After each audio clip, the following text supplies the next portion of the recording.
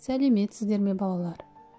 Бүгінгі сіздермен өтетін тақырыбымыз әсемдік әлемінде деп аталады. Балалар, сабағымызды әдеттегідей бесті ережесінен бастайық. Қане барымыз бірге қайталап оқиық. Талап, тәртіп, тазалық, тыныштық және татулық.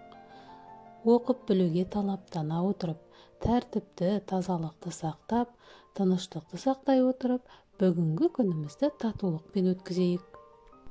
Балалар, бүгінгі сабағымыздың дәйек сөзі ретінде Ақселеу Сейдімбек ағамыздың мынадай керемет бір сөзін алдық. Қане бәріміз бірге оқиық. Дүниені түзеткің келсе, әуелі өзің түзел. Иә балалар, адам өзін қалай түзей алады? Осы дәйек сөзден қандай ой түйдіңдер? Айтып беруге тырысыңдар. Балалар, бүгінгі сабағымызға сый ретінде жақсылық қылсаң да, жамандық қылсаң да өзіңнен атты ертегіні дайындап келдім. Мұқият зейін салып қараңыздар. Ертеде Асан мен Үсен деген екі кішкентай жетім бала болыпты. Ата-анадан жастай айырылған екі жетім жан бағу үшін ауыл-ауылды аралап қайыр сұрайды екен. Күндердің бір күнінде екеуі осылай тентіреп жүріп, бір зәулім үйдің жанында өсіп тұрған ағаштың аясына демалуға жайғаса кетеді.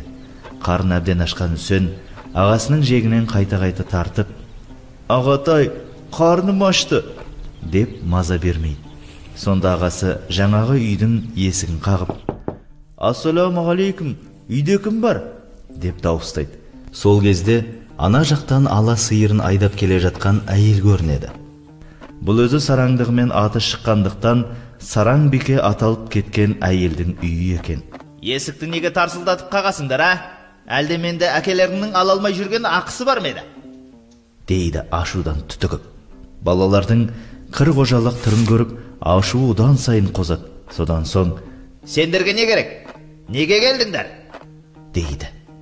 Асан мен Үсен өздерінің жетім екендерін айтып, жүрек жалғау үшін бір жапырақ нан сұрайды. «Осы қайыршы дегендерден көрдік қой көресіні. Мен бұларды енді келмейтіндей қылайын», деп күлшегі байқатпай оғысып береді.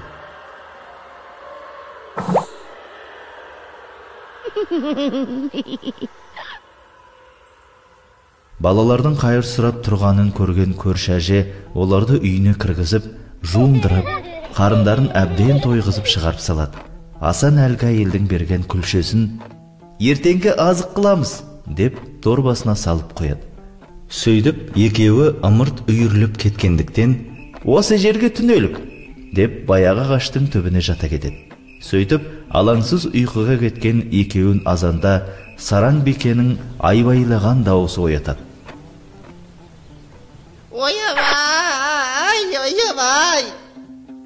Кешегі ала сиыр ағаштың түбінде теңкей бөліп жатыр екен. Сөйтсе, таңертең өріске шыққан сиыр балалардың бас жағында жатқан дорбадағы күлшені жеп өліп қалыпты. Жақсылық қылсаң да, жамандық қылсаң өзіңе деген осы болса керек.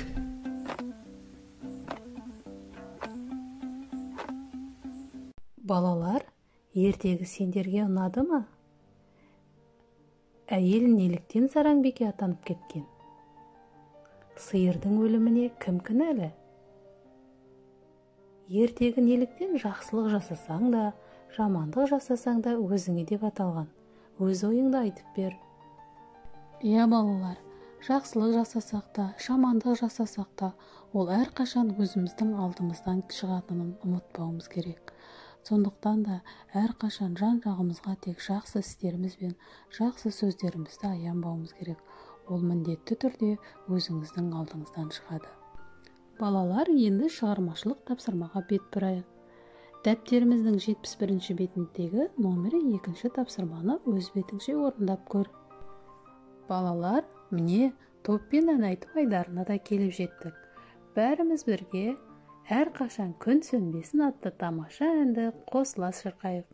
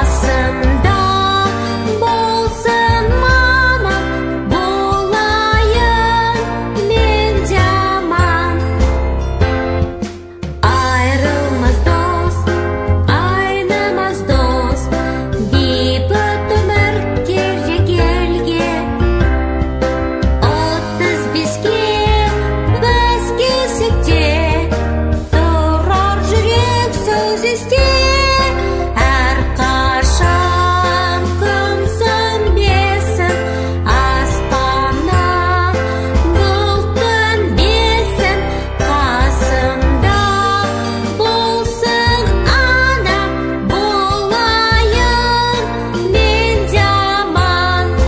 Әрқашан күн сөнбесін, азаннан бұлт төнбесін, қасымда болсын анам, болайын мен де аман.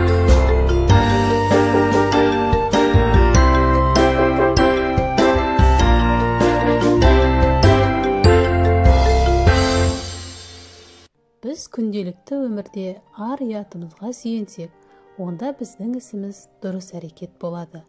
Басқалардың бізге жақсы қатынас жасағанын қаласақ, өзіміз де оларға сүйіспеншілікпен, сыйластықпен, құрметпен қарауымыз керек. Әрбір ісімізде бастаушымыз шындық, қолдаушымыз сүйіспеншілік болып, ешкімге, еш нәрсеге қиянат жасамасақ, онда біздің жан дүниеміз тыныш болады. Иә балалар, бүгінгі сабақтан игерген жақсы қасиеттерімізді есімізге түсіріп, әсемдік әлемі туралы жағымды әсерлеріміз бен сүйіспеншілігімізді жүрегімізге сақтап алайық. Үнемі жақсы ой ойлап, жақсы сөз сөйлеп, жақсы істер жасайық. Келесі сабақта кездескенше сау саламатта болыңыздар.